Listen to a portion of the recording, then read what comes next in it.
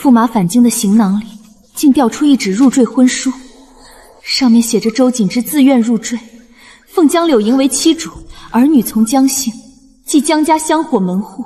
柳营父母双亡，兄弟皆为治水捐躯，余他一人孤苦，亲族为占他家产逼他去死，只能招个赘婿。一切都发生在我眼前，我总不能见死不救。你是公主，理应心怀百姓，体恤孤弱，能体谅我的，对吧？真可笑！大婚次日，他请旨南下赈灾，还满心建功立业，说要证明他这寒门探花是我的良配。归来时，却已奉孤女为妻主。你是大前的三品户部侍郎，又是当朝驸马，你对地方官员交代一二，便能救江柳营于水火，哪里需要你入赘？琼华，你听我解释，当时情急，我真没想那么多。但我与江柳营清清白白，这只是权宜之计。婚书作废，本宫给江州刺史去信，让刺史多照拂江柳营。婚后江柳营在江州定无人敢欺。柳营性子软，胆子小，我只怕前脚刚走，那些如狼似虎的人又要逼迫江柳营。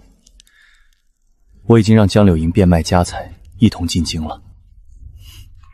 驸马入赘到别家，都不问本宫的意思，人带回来了，还说不当真。你真不怕本宫将你二人治罪？不过是给柳营一条活路而已。你向来自诩良善，如今怎么跟个妒妇一般，连个孤女都容不得？周瑾之，悖逆婚盟，欺君罔上，羞辱皇室，你可知是何罪？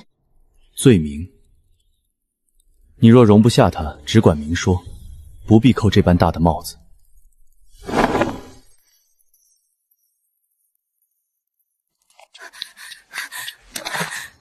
公主，驸马爷开侧门接了一辆马车入府，往西南角的跨院去了。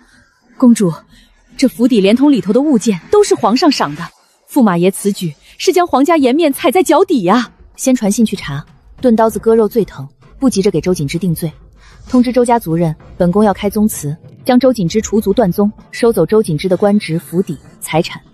另外，江柳营3位弟兄之死，活要见人，死要见尸。公主慢着点儿，这青石板刚浇过花，有点滑，您怀着身孕，仔细脚下。不妨事，整日在屋里躺着也闷，出来透透气也好。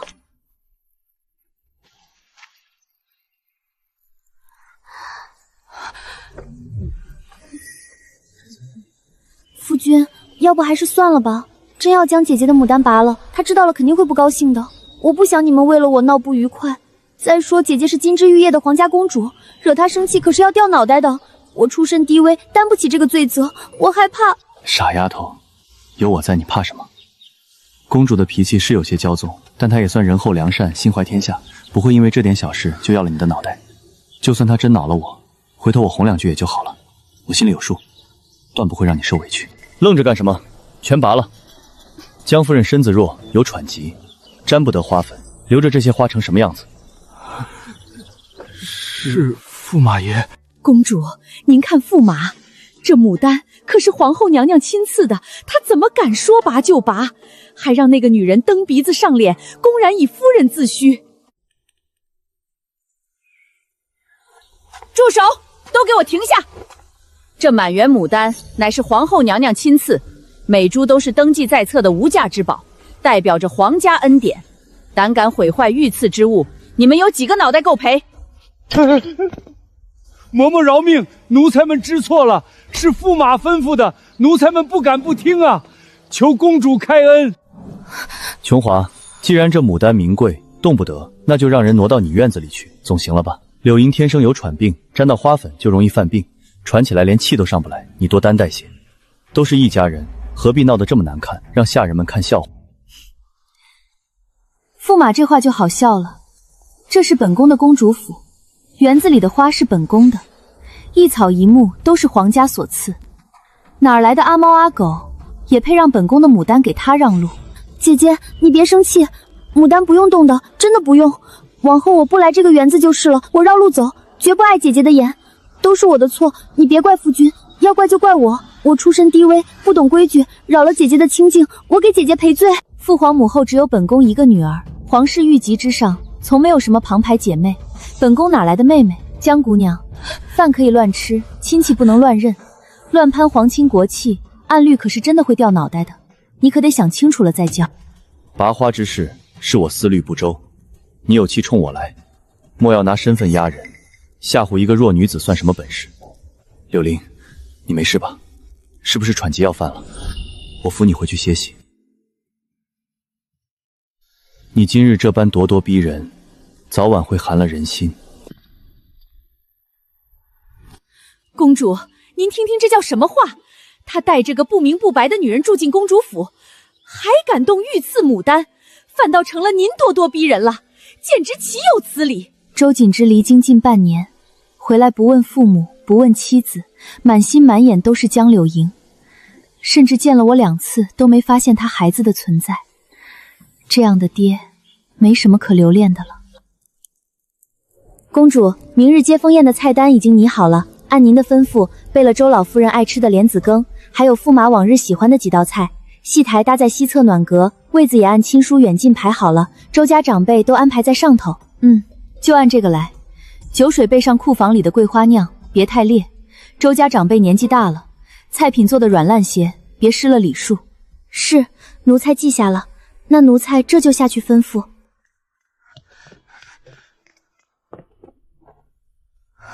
启禀公主，府里的江氏柳莹正在院外求见，说要给公主请安。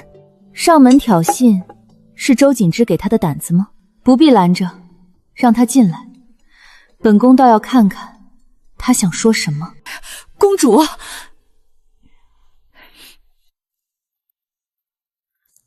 公主殿下万安。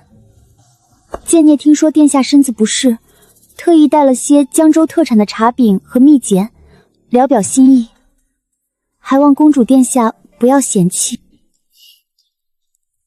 江姑娘有心了，你头上这只白玉簪看着倒是别致，料子像是西域暖玉。公主好眼光，这是夫君送我的，说是他早年在西域行军时寻来的料子，亲手一点点打磨了大半年才做好。夫君说我性子柔，这只簪子素雅，配我正好。我平日里都舍不得戴，今日特意戴上来给公主请安。琼华，等为夫打磨好这只簪子，就亲手用它为你挽发，岁岁年年，白首不离。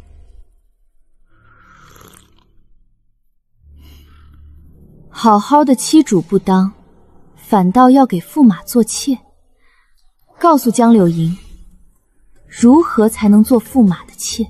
驸马纳妾须经公主同意，上报帝后，宗人府批准，立文书入籍，缺一不可，否则算私相苟活，犯僭越名分、秽乱门庭之罪，按律当流放或赐死。别怕，驸马的罪比你更重，周瑾之会陪着你，但婚书上是驸马入赘你江家，要是此前你不知情，你的罪名好像又不成立了。住手！别打了！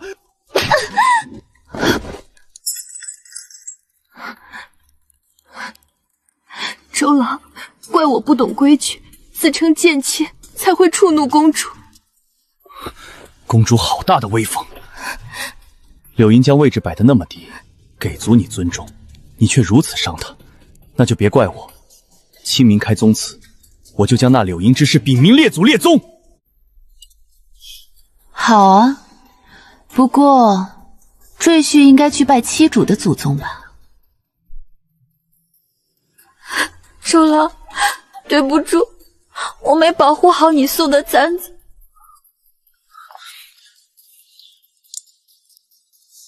公主弄坏了你的簪子，就把这只赔给你。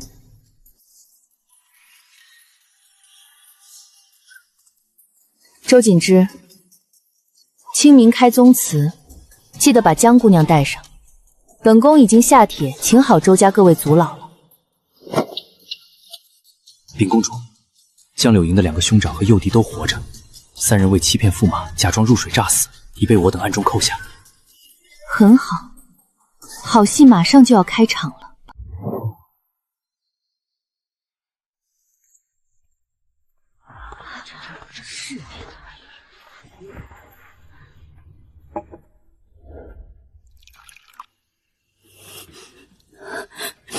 瞧着这些精致佳肴，再想到江州尚有人食不果腹，无家可归，我实在心中难安。睁大你的狗眼看清楚，本宫依制而行。此番茶宴所用，不过是本宫平常一日的分例。李琼华，你发什么疯？江州流民遍地，百姓易子而食。你身为公主，10万名俸禄享万民供奉，理应带头节俭，少些铺张排场。柳莹心善，体恤灾民，不过是随手感叹一句，就刺得你这般难受，要当众折辱她。夫君，你别说了，不关公主的事，是我的错。公主是金枝玉叶，本就该锦衣玉食，是我出身低微，见惯了民间疾苦，一时失言冲撞了公主，我给公主赔罪，公主息怒。一个无名无分的女人，也敢在这儿大放厥词。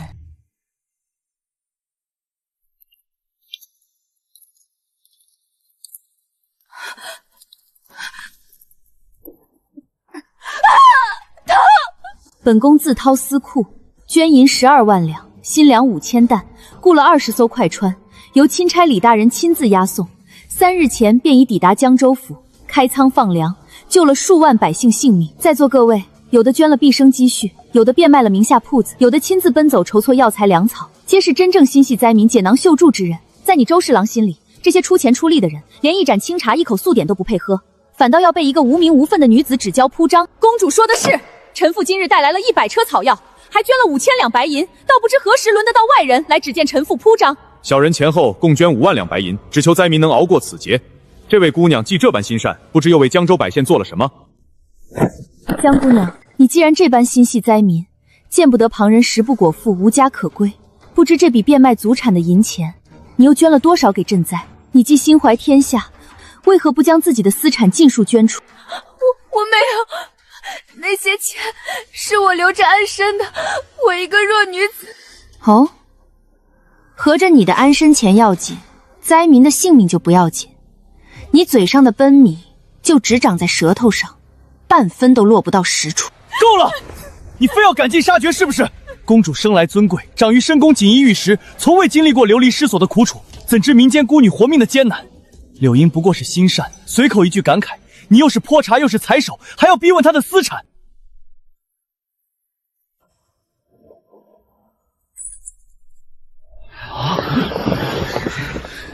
本宫有谕，江柳莹言行无状，智慧添加规制，擅谤朝廷命妇与乡绅，动摇赈灾人心，论罪当惩。来人，即刻查烧江柳莹随身所有私产，悉数充入赈灾银粮之中，以济灾民。遵令。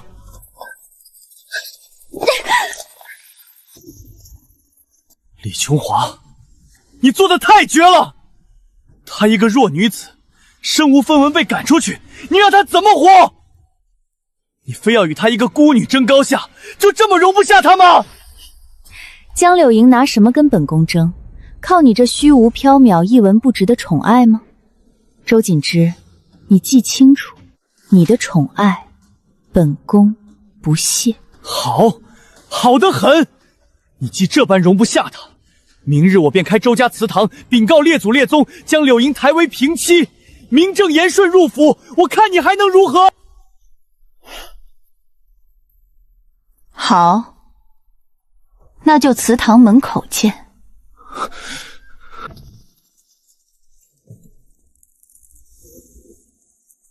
区区公主端坐高位，受全族跪拜，这般排场，这般架子，简直比当朝圣上还要盛大几分。上！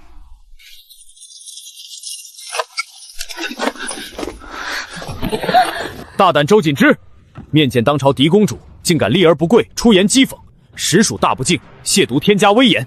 君臣尊卑有序，皇家礼制不容半分僭越，胆敢放肆不敬，便是触犯天规，罪无可赦。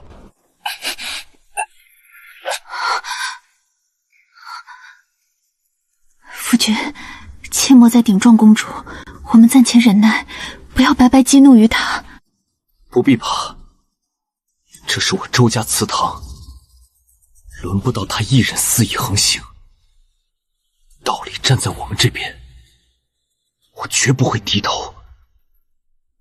都起来吧。周景之，你方才当众对本宫不敬，还敢妄议君上僭越礼制，这条罪责，本宫暂且记下，稍后再逐条清算，依规论罚。今日大开周家祠堂，本宫身为周家明媒正娶的儿媳，执掌周家内务的家主，今日便秉公处置宗族内务。来人，将周氏族谱请出来。是。为什么他是家主？锦之不得对公主不敬。公主将全族接到京城，给我们庄子田地，又出银子建从堂，大家求她当的家主。你不在这半年，公主可没少照顾我们。公主殿下，周氏祖传族谱在此，此物记载周家世代血脉，分量千钧。今日全族听凭殿下裁决，绝无半分异议，谨遵殿下谕令行事。今日周氏全族在此为证，周景之早年亲笔利器，亲手画押，自愿入赘江家为婿，自愿改姓江，早已彻底脱离周氏本宗。依大前律例，周氏祖规，入赘外姓者，生前不得归宗认祖，死后不得入祠入陵。周景之此举，实属背宗弃祖，忘本无义，触犯宗族大忌。今日本宫依规将其从周氏族谱彻底除名。入赘改姓？咱们周氏世代书香，宗族清白，100年以来从未出过赘婿，这简直是咱们宗族100年难遇的奇耻大辱。怪不得公主今日执意开此问责，背宗弃祖乃是宗族头等大忌，换做任何一位家主都不可能姑息纵容这般忘本之人。周侍郎寒窗苦读20余载，仕途一路青云直上，前程本该无量，怎会糊涂至此，自毁根基，背弃宗族？真是一步错步步错，好好的前程全都毁在儿女情长上面。李琼华，你休得仗势欺人，肆意胡为！你堂堂皇家公主，3书6礼8抬大轿入我周家门，拜过祖宗葱堂，便是我周家名正言顺的儿媳，何来资格将我除名除族？夫君，切莫这般大声争执，此地乃是宗祠，千万不要激怒公主，与你没有半点好处。你口口声声与本宫论纲常礼法，可以，但论夫妻纲常之前，必先论天地大道，君臣纲常。本宫乃是当朝嫡公主，我是君，你是臣，君臣尊卑天道既定，必先恪守臣礼，你才有半分资格与本宫先谈夫妻尊卑。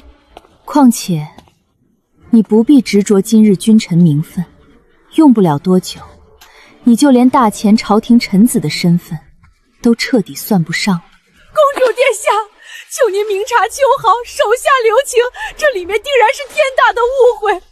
锦之他忠厚本分，绝不可能做入赘改姓、背祖弃宗的糊涂事儿啊！公主明鉴，锦之寒窗苦读20余载，日夜勤勉，兢兢业业，耗尽半生心血，才踏入仕途，身居高位，前程一片大好。他断然不会自毁前程，做着世人轻贱的赘婿。恳请公主细细折查，切莫错罚忠臣。本宫早已层层查证核实，人证物证俱全，所有证据确凿无疑，并无半分冤屈可言。昨日公主府宴席之上，周景之当众直言要抬江柳营为平妻，终生护她周全。此事满堂宾客亲眼见证，人人皆知，尽数可为人证。可那入赘婚书，难保不是受人哄骗。锦之心性耿直，极易被人蒙骗啊！公主，白纸红印亲笔画押，不存在无端蒙骗一说。大前律法既定，赘婿永无仕途资格。既然周景之自愿入赘江家，背弃周氏宗族，那他户部侍郎官职所有朝堂仕途已归尽数收回，彻底削除。公主殿下，是误会，一切都是天大的误会。那份入赘婚书根本做不得数。当初立契之时，我只求一方安稳庇护，甘愿为奴为婢伺候平人，从未想过让周公子入赘改姓，自毁前程。求公主开恩宽恕。柳莹，你不必向他如此卑躬屈膝。当初你为谋私利，刻意算计，哄骗旁人暗自立契之时，肆意妄为，满心贪婪。如今大祸临头，自持恶果，才想着反悔求饶，晚了。来人，传户籍专制官员上前，当众为周景之修点户籍，立定官方文书，立入江家赘婿身份，永久存档报备。臣遵公主谕令，即刻依规办理，核对户籍卷宗，绝不有误。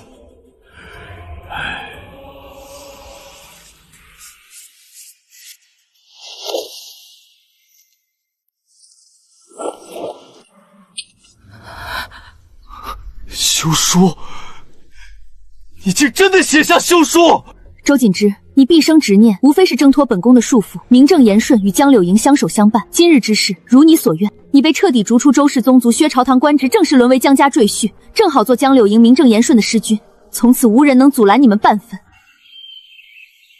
夫君，夫君，怎么会变成这般局面？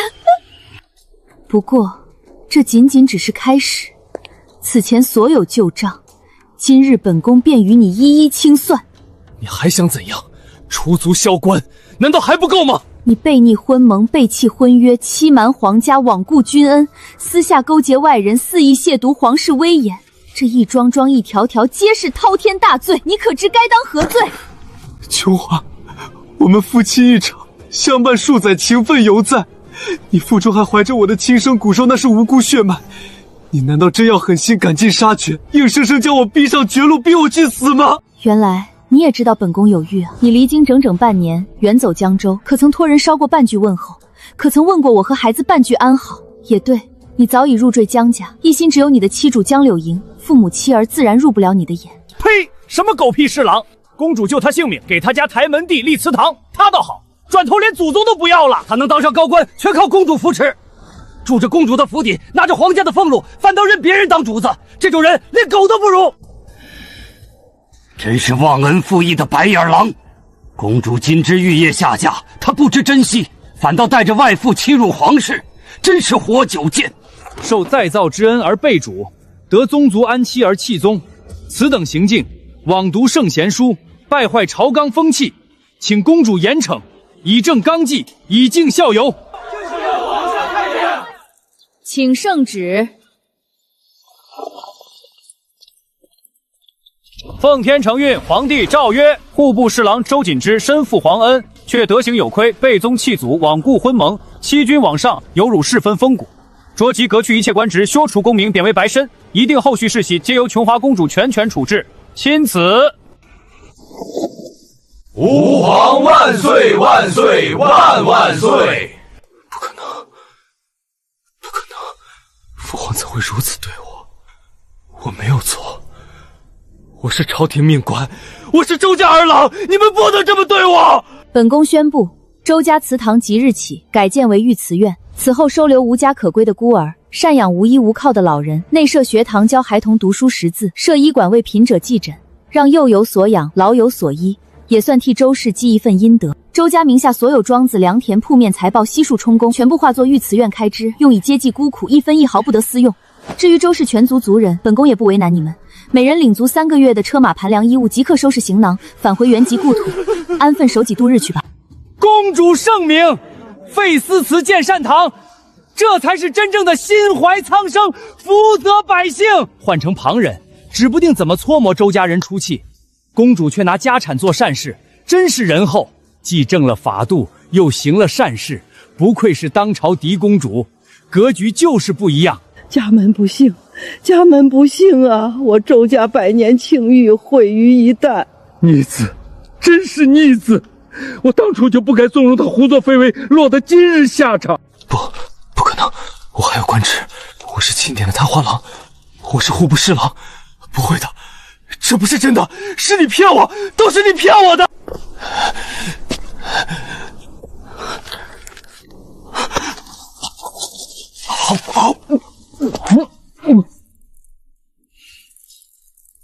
公主，我知错了，我真的知道错了，求你看在腹中孩子的份上，再给我一次改过自新的机会。往后我什么都听你的，鞍前马后伺候你，绝不再有二心。求你原谅我这一次。本宫可不是什么阿猫阿狗、垃圾货色都能攀附的。你既已入赘江家，成了江柳营的赘婿，就该守好你的本分。现在你该鞍前马后服侍的人是你的好妻主江柳营，不是本宫。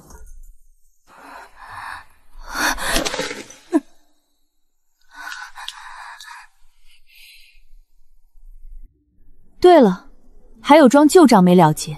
来人，把江柳营给本宫拖过来。另外，带江家那3兄弟上来。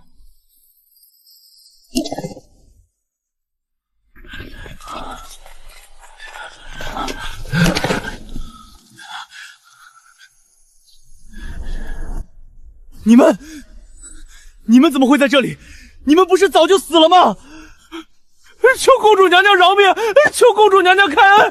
草民们知错了。草民几个不过是乡下粗人，一时财迷心窍，才干了糊涂事儿。可驸马爷的心思，也不是我们能左右的。俗话说，一个巴掌拍不响，你要怪就怪驸马自己。是他见了我妹妹就挪不开眼，神魂颠倒，才有后面的事儿。我们也是拿人钱财替人办事，本意只想骗些银子度日，万万不敢欺瞒公主，冒犯天颜啊！入赘婚书也是他自己心甘情愿签的，我们半分强迫都没有。他当时满心只想娶我妹妹，什么条件都答应，连祖宗都能不要。再说了，我妹妹也没逼着他休妻弃官，都是他自己主动做的，跟我们江家可没关系。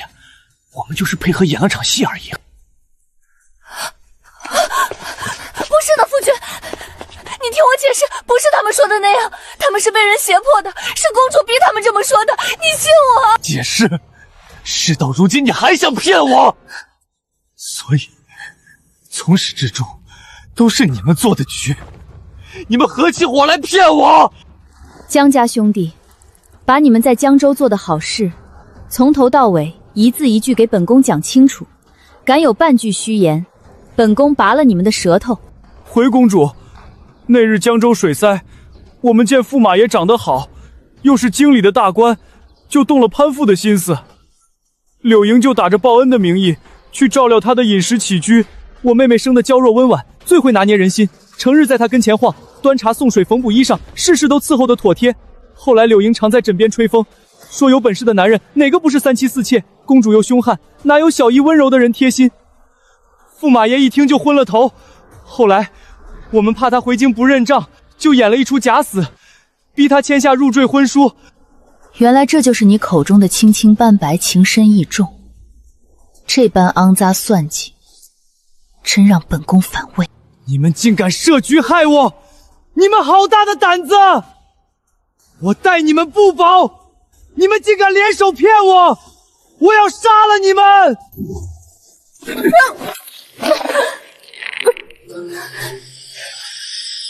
臭婆娘，你竟然敢给我下套！枉我怜惜你孤苦，为你签婚书，为你得罪公主，为你不惜惹皇上厌弃。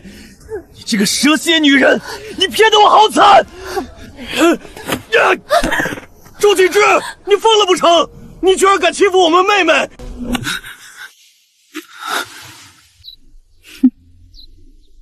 琼华，公主，你也听到了，是他们伙同做局害我，全是他们的算计。我只是不小心着了道，才会一时糊涂。求你治他们的罪，给我个改过的机会好不好？我以后再也不敢了，我全听你的。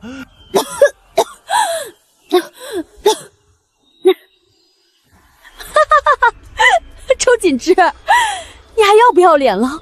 不是你自己心思活络，见色起意，我一个弱女子怎么可能进得了你的身？后来更是恨不得天天黏在我院里，连刺史找你商议赈灾公事，你都推说身体不适不肯见。现在东窗事发，身败名裂了，你就把错全往我一个女人头上推，你算什么男人？你这毒妇闭嘴，满口胡言！明明是你勾引我。公主，你别听他胡说，都是他的错，我是被蒙蔽的，你听我解释。够了，本宫没心思看你们狗咬狗，互相攀咬。江家兄弟三人设局诓骗朝臣，意图攀附谋利，居心不良，即刻发配西北边军，打入剑籍，冲入杂役营，永世不得出营半步，世代不得脱籍。公主饶命！公主开恩啊！西北苦寒，杂役营九死一生，我们去了就没命了。我们知道错了，我们再也不敢了。求公主网开一面，给我们一条活路吧。完了，全完了。至于你们二人，周锦之、江柳莹，品行不端，德行有亏，此生不得出京城半步。京兆府登记造册，每月核查行踪，敢越雷池一步，杖毙论处。杀人不如诛心，我要你活着，清清楚楚看着本可以唾手可得的荣华富贵，看着你背弃的一切都安稳如初，然后陪着你的好妻主在市井里穷困潦倒，互相猜忌，互相怨恨，互相折磨，耗完这一辈子。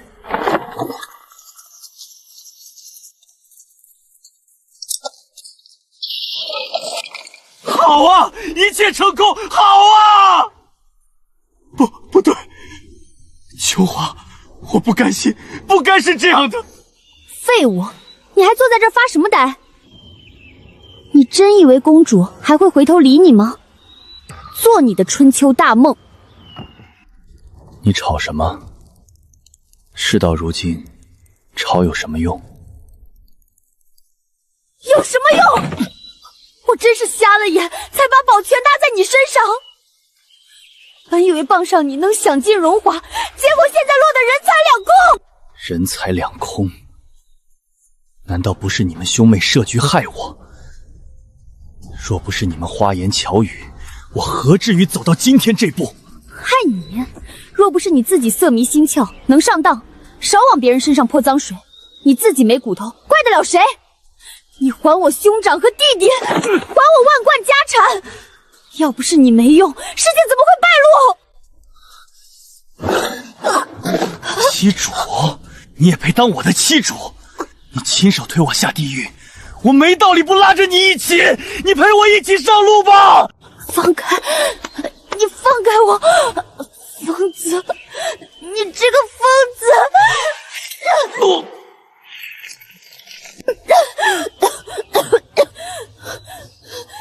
去死！你给我去死！你这个没用的赘婿，窝囊废！贱人，你敢打我，我杀了你！我一定要杀了你！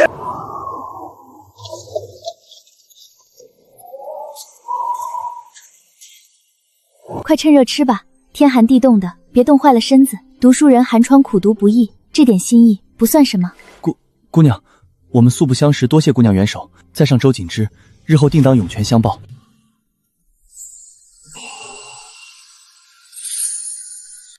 亏你还是读书人，只读圣贤书，不识风月。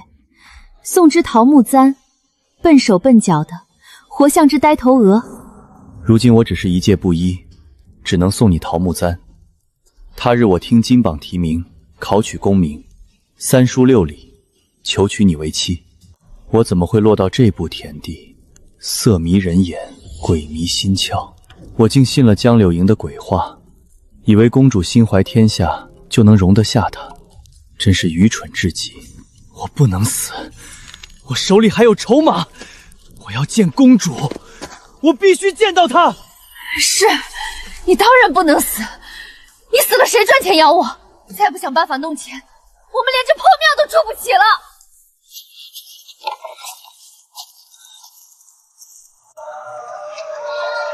刚出炉的桂花糕哎！哪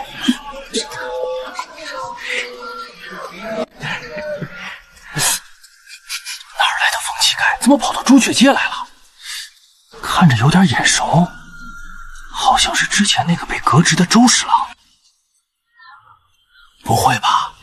当初多风光的人，怎么成这副德当了？哼，背宗弃祖的白眼狼，有今天也是活该。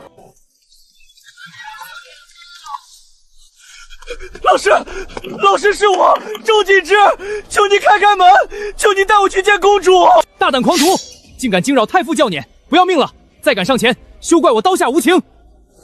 世佐大哥行行好，帮我通传一声，看在师徒一场的份上，您帮我一把，我有要事禀告太傅。你还有脸来求老夫？若不是当年公主殿下赏识，老夫怎会收你在门下指点一二？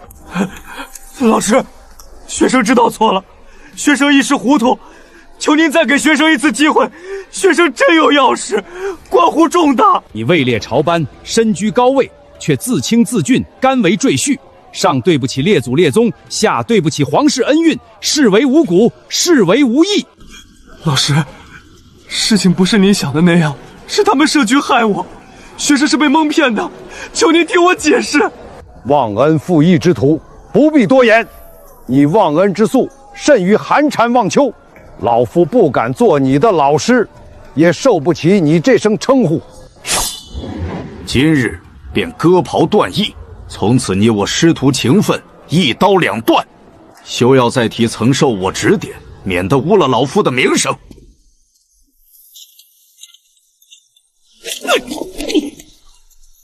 听见没有？滚远点！再敢纠缠，打断你的腿！我真有要事禀告，关乎国本的要事。你们今日拦着我，不让我见公主，迟早会后悔的。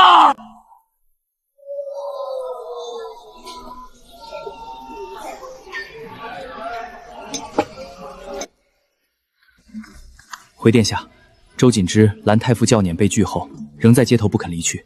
他当众风喊，有要事关乎国本，执意要见您一面，引来不少百姓围观。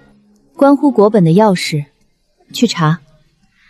周瑾之南下江州期间，遇见过什么人，经手过什么事，任何蛛丝马迹都不能放过。遵命，属下即刻部署，3日之内必有结果。殿下，要不要派人将他驱离，免得在街市上口出狂言，扰了您的清静？不必，跳梁小丑而已，由他去闹。我倒要看看他能折腾出什么花样来。呸！公主没要你的狗命以示心善，你还想见公主？你也配！就是背宗弃祖的白眼狼，也敢在大街上招摇。当初多风光的侍郎大人，如今成了这副模样，也是自作自受。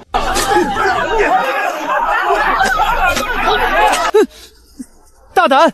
你们这群刁民竟敢对我动手！我曾是堂堂户部侍郎，你们再敢放肆，仔细我治你们的罪！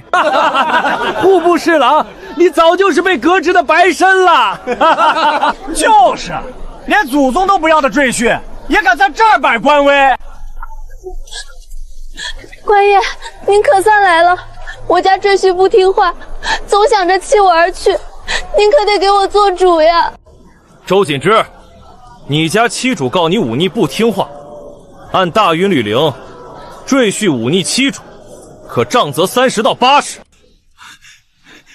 听话，我听话，别打，我这就跟他回去，绝不再乱跑。多谢官爷给我做主，有您这句话，往后我就不怕他再闹事了。哈哈哈，不必谢我，这都是公主的吩咐。公主有令，让他乖乖做你的赘婿。要是他再不听话，你直接去衙门报官便是。哎呦哎呀，疼疼疼！放手啊，姑奶奶！你个没出息的，就知道出来丢人现眼，看我不把你揪回去好好收拾！殿下，这江柳营倒是个会拿捏人的。正好，一物降一物，让他们互相折腾去吧。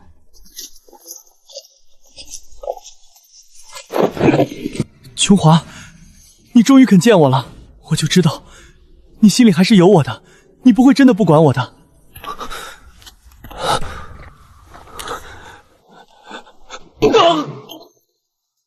大胆，竟敢冲撞殿下，不知死活！殿下也是你能碰的？说吧，你口口声声说有动摇国本的大事，到底是什么？江州北面交界的几座山头，有人在私自养私兵。琼华，这可是谋逆的大罪，是不是动摇国本的大事？我立了大功，对不对？原来如此，那几处私兵是父皇密令我暗中还养的皇族底牌，为的就是镇守边境，稳固皇权。他倒是好眼力，误打误撞撞见了，竟还当成把柄拿来邀功。行，本宫知道了，你可以滚了，别脏了本宫的大厅。就这样。好，琼华，你就原谅我吧，我不当官也行的，我就留在府里做你的驸马，安安分分陪孩子长大，行不行？拖出去，扔远点，往后再敢放这种人进府，你们一并领罚。是。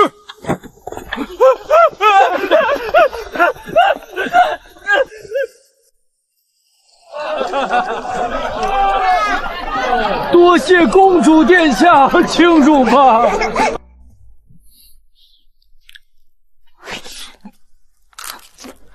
妻主都没吃饱，哪有你个赘婿吃的份儿？再敢跟我去报官，打你板子！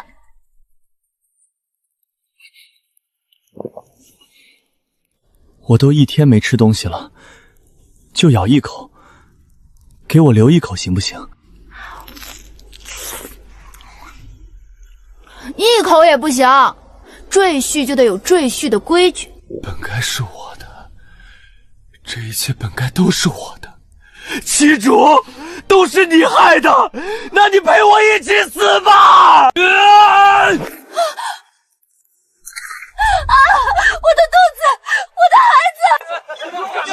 本宫女儿大喜的日子，他们也敢来闹事？传令下去，二人滋事扰乱宫序，流放3000里，永世不得回京。是，属下即刻去办。